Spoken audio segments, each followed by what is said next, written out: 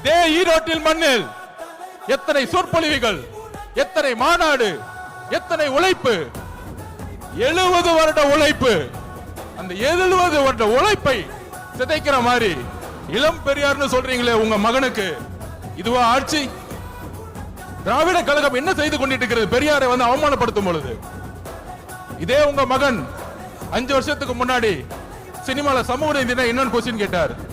சமூக நீதி தெரியாதவர் இளம் பெரியாரா? யாருங்க இங்க இளம் பெரியார்? மக்கள் கிட்ட நம்ம கேட்கிறோம், யார் இங்க இளம் பெரியார்? நீங்க சொல்லுங்க, யார் இங்க இளம் பெரியார்? பெரியார் அவர்களுக்கு முன்பு ஒரு தலைவர் இன்னும் உருவாகவில்லை, எதிர்காலத்திலும் உருவாக்கப்பட முடியாது.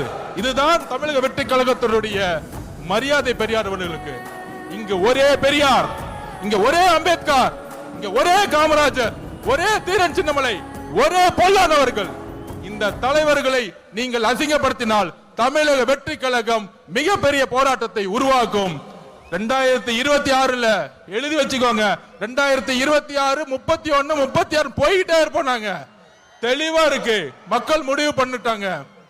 உங்களுடைய சூதுனால மிகப்பெரிய இழப்புக்கு அப்புறம் தலைவர் அவர்களை மக்கள்கிட்ட இருந்து பிரிக்க பார்த்தீங்க. ஆனால் இங்க இருக்கிற கூட்டம், இங்க இருக்கக்கூடிய மக்கள் சக்தி, இங்க இருக்கக்கூடிய பெண்கள் சக்தி எந்த அளவிற்கு தலைவர் மீது நம்பிக்கையும் அன்பையும் வச்சிருக்காங்க. இந்த கூட்டம் இல்ல, இந்த மக்கள் கூட்டத்துடைய எழுச்சி இந்த ஆட்சியாளர்களை துரத்தக்கூடிய ஒரு எலெக்ஷனா இருக்குங்கிறத பதிவு பண்ணிது.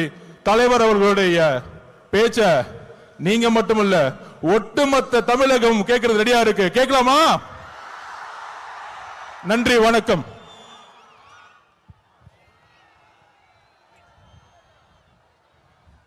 நன்றி சார். இந்த கூட்டம் வந்திருப்பது தலைவனின் சிங்க முகத்தை பார்க்கத்தான், அந்த தங்க முகத்தை பார்க்கத்தான்.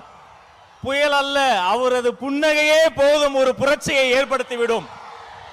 தலைவர் சொல்வதை செய்பவர்கள் மத்தியில் தலைவர் நினைப்பதையே செய்து முடிக்கக்கூடிய தமிழக வெற்றி கழகத்தினுடைய போர்ப்படை தளபதி, போற்றுதலுக்குரிய பொதுச் செயலாளர்